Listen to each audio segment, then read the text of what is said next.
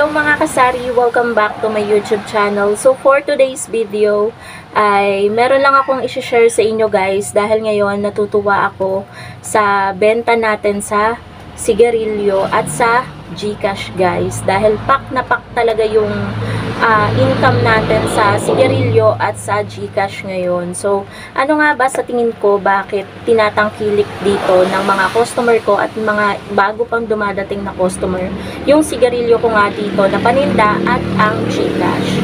So unahin na natin guys sa GCash. Bakit nga ba in demand ngayon dito sa sari-sari store ko ang GCash?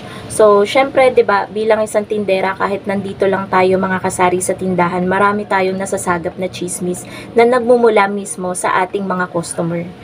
So, una na sa lahat, bakit malakas ngayon ng GCash dito sa tindahan ko? Dahil yung isang nagji-GCash dito, yung pinakaunang tindahan, kapag yung mga sabungero ay galing sa sabungan, yun yung unang napupuntahan nila, nag-stop na po sila sa kanilang pag-GCash. So, ang good thing doon, ang second na mapupuntahan ng mga sabungero or ng mga mag-GCash sa bandang Ilaya is itong tindahan ko. So, always naman may laman ang GCash ko. Lagi akong merong cash on hand, hindi nga lang kalakihan pero lagi tayong ready. Second, yung pangatlo na nag-GCash dito, may limit daw, sabi ng customer, hanggang 5K lang daw yung pwede nilang ilabas na pera. So, siguro wala na sila masyadong malaking budget or strategy nila. Hindi ko alam, mahirap 'di bang mag-judge or magsabi kung wala naman tayong alam. Tapos yung sumunod na nag-GCash, yung isang tindahan dito hindi nag-GCash, pangalawa yun na tindahan na hindi nag-GCash. Yung sumunod na nag-GCash, medyo malayo na siya. So, talagang kapag madaming naghahanap ng GCash, dito yung pinakatumpok or pinakaunang tindahan na napupuntahan nila. Kaya siguro guys, sobrang in demand dito ng GCash. At napakalaking tulong din po na ang balik ng ahente natin ng sigarilyo ay sa January pa. Next year pa. So yung naipon natin dyan, actually mga kasari, yung worth 13,500 na kinredit ko, na pagbalik pa ni JTI next year natin babayaran, meron na tayong pambayad dyan dahil nga sa malakas ang benta sa sigarilyo. So meron na tayong pambayad dyan, tapos ngayon may pampamili pa tayo ng mga ubos na dito. Actually, ubos na yung ating Chesterfield na pula, tapos yung ating Camel Menthol. Mabenta po kasi yan ngayon dito. So ayun nga, balik tayo nga sa GCash. So yun nga guys yung dahilan bakit in demand dito yung GCash sa sari-sari store ko, and at the same time mura po yung ating charge. So yung charge po natin sa piso hanggang 100 ay kapag cash in cash out 5 piso lang po. So sa mga nagtatanong naman dyan magkano charge ko sa load, so yung charge ko po sa load, yung hanggang 3 pesos ko hanggang 60 pesos po yung 3 pesos ko na additional. For example, maglo-load sila ng Giga Video 50. So, 51 po yung kaltas nun, sa 52 ang kaltas nun, tapos plus 3 lang ako, 55 yung single ko. Pero yung 5 pesos ko, 61 to 150, 5 pesos na po doon ang charge ko. Pero sa iba guys, kapag umabot na ng 100, plus 10 na sila. Pero ako hindi. Ang plus 10 ko, 151 above. Yun.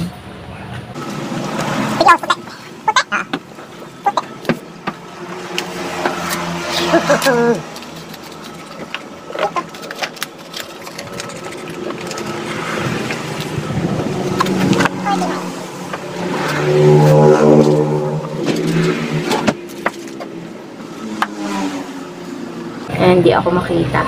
So, ayun po mga kasari, meron lamang pong bumili ng 7 peraso ng Chesterfield na puti or green. So, saan na nga ba tayo? Nakalimutan ko na yung sinasabi ko.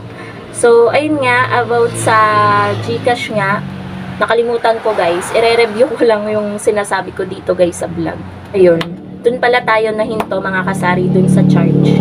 Tapos, sa cash in, cash out, yung 101 to 500 pesos, ang charge natin doon ay 10 pesos. Pero kapag guys, merong nagpa-cash in at cash out ng 600, imbis na ang sisingilin ko ay 20 kasi yun yung nandito sa aking tinginan, ang sinisingil ko lang po ay 15 pesos. Nag-a-additional lang po ako ng 5 para naman hindi mamahalan si customer. Pero kapag 650 na ganyan, 20 na talaga yun. Kapag ano lang talaga, 100 yung idinagdag, additional 5 pesos lang tayo. Tapos kada 1K, 20, additional 1K, 40 na yun. Kapag 2K, kapag 3K, 60 pesos na yung charge. Ganun lang guys yung charge ko dito sa tindahan. Pero minsan, 'di ba, kapag nagpapa-cash in ako, gumagastos din po ako ng 10 pesos kada 1K. Pero okay lang po 'yun mga kasali. So madami magsasabi dapat mag-open ka ng bank account. Meron po akong bank account. Meron din po ako dating online banking. Kaso nga nasimot yung laman ng aking ATM dahil sa online banking. Kaya pina-close ko na po 'yun kay BDO. Talagang sinimot guys, pati yung initial deposit, simot siya. Kaya natakot ako, hindi na ako nag-online banking, hindi na ako nag-open. Kahit napaka maganda sana yon kasi kapag kailangan natin ng pera or kailangan natin mag-transfer, ganyan, madali lang. Pero ayun nga, iniiwasan natin guys na magkaroon ulit ng ganon instances na masisimot yung laman ng ano. Hindi ko alam guys kung ano nangyari noon, pero na-vlog ko din yun dati. So, ayun nga, yung sa GCash guys, super thankful ako. Kaya din siguro naging in demand. Napakalaking tulong na nagkaroon ng sabungan malapit dito sa amin. Kahit hindi po siya as in kalapitan, minsan nga nagre-reklamo yung mga customer. Ang layo naman ng mga tindahan dito, pero ayun, wala kasing ibang nag-aano doon. Paminsan-minsan lang merong nag-GCash doon sa may sabungan, tapos doon mahal pa. 70 pesos kada 1K. Ganun talaga guys sa sabungan. Pero paglabas nila, pagpunta nila sa mga tindahan, 20 pesos kada 1K lang. Kaya siguro napipilitan din silang maghanap ng ano, ng mga tindahan, ng mga sari-sari store kasi nga yung matitipid nila, pwede pa nilang ipangpusta, 'di ba, sa manok. So ayun. Kapon nga guys, tsaka nung isang araw, nag-aantay ako ng medyo malaki-laking magka-cash out. Di ko na sasabihin kung magkano, basta malaki-laki kasi kailangan ko ng laman ng GCash kahapon. Kaso, ang liliit lang nung kina-cash out kahapon, pero okay na rin. Kahit papano tumubo naman tayo kahapon, pero gusto ko talaga yung dagsa. Kasi ngayon tayo ready, ngayon tayo madaming cash dyan, lalo kapag cash out. So, ngayon mababawasan yan kapag medyo umaraw-araw, utusan ko si partner pamanggahan kasi wala na tayong bigas. Bala ko magpabili ng 2 sakong bigas na hasmin. Kaso kapag ano, tatamarin yun umalis, mababasa din kasi yung bigas na isasakay niya sa motor. Tapos doon naman tayo mga kasari sa ating sigarilyo. Bakit siya malakas dito or pack na pack talaga yung sales natin dito? Dahil guys, mura lang ang bentahan natin ng sigarilyo. Unlike sa ibang tindahan na malapit sa akin, na ang bentahan nila ay hindi SRP. Sa kanila, ang Camel 8. Ang Fortune daw 9, sa akin ang Fortune 8 lang. Ang Mighty sa kanila 9, sa akin 8 lang. So, yung Marlboro nila, may nagsasabi sa akin customer, 11, 12 pesos daw ang bentahan. Sa akin, 10 pesos lang. Pero kapag isang kaha, 180 ang bentahan ko.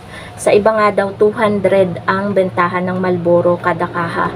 So, kaya guys, sobrang mabenta dito ngayon ng sigarilyo. Una na sa lahat dyan, ang pinaka main customer natin dyan, mga suki natin.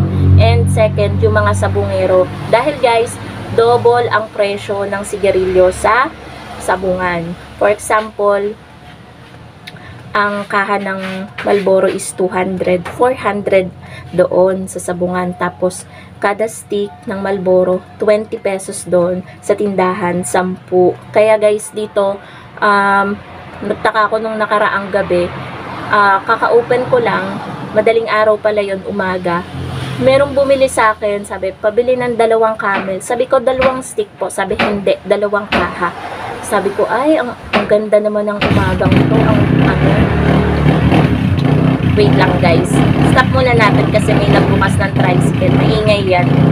So, ayun guys, I'm back. Doon na tayo sa pinag-uusapan natin about sa sigarilyo. Ayun nga, merong bumibili talaga ng kaha-kaha, lalo guys sa madaling araw kapag maagang nag-i-start yung sabong. Talagang napakalaking tulong, di ba, nung nagkaroon ng sabungan. Pero bisyo po yan, syempre kapag may extra lang, yun yung ipang-aano mo. Pero kapag kailangan ng pamilya mo, huwag kang magsabong. Ganun lang guys. Ayun nga, Tapos, mga kasari, kaya din siguro nagiging mabenta dito or pack na pack yung sales natin sa sigarilyo, gawa ng hindi tayo nauubusan ng stocks. Lagi tayong may sigarilyo dyan. Kapag alam ko kasi, gaya niyan, kapag gumanda ang panahon, uutusan ko agad si partner kasi paubos na. Hindi naman siya as in ubos na ubos, paubos pa lang. Yung ating Camel Menthol, tsaka yung ating Chesterfield na pula. So kapag alam natin na mabenta yung sigarilyo na yon, bumili po tayo agad kapag para hindi po tayo nauubusan. At sayang din po kasi mga kasari yung sales.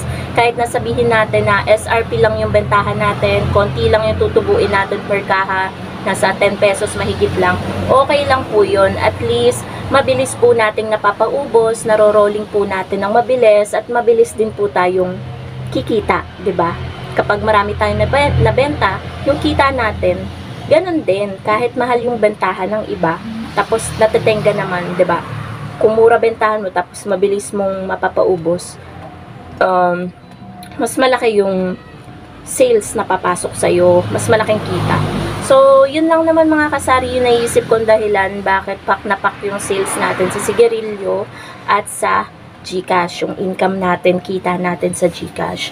So, ayun, super thankful. Pero minsan may araw na matumal, kapag may araw naman na malakas, as in malakas naman, or talagang pack na pack yung sales natin sa dalawang yun. So, yun lang naman mga kasari ang masishare ko sa inyo about sa sigarilyo at GCash dito sa tindahan. Nag-start siya ng ganun guys, na sobrang daming bumibili ng sigarilyo at nagpapa-GCash nung bago magpasko, tapos hanggang ngayon. Sobra guys, ang daming bumibili dito na nagugulat na lang ako na mga bagong muka. So yun lang naman mga kasari, thank you so much for watching and happy selling po sa inyong lahat. Bye guys!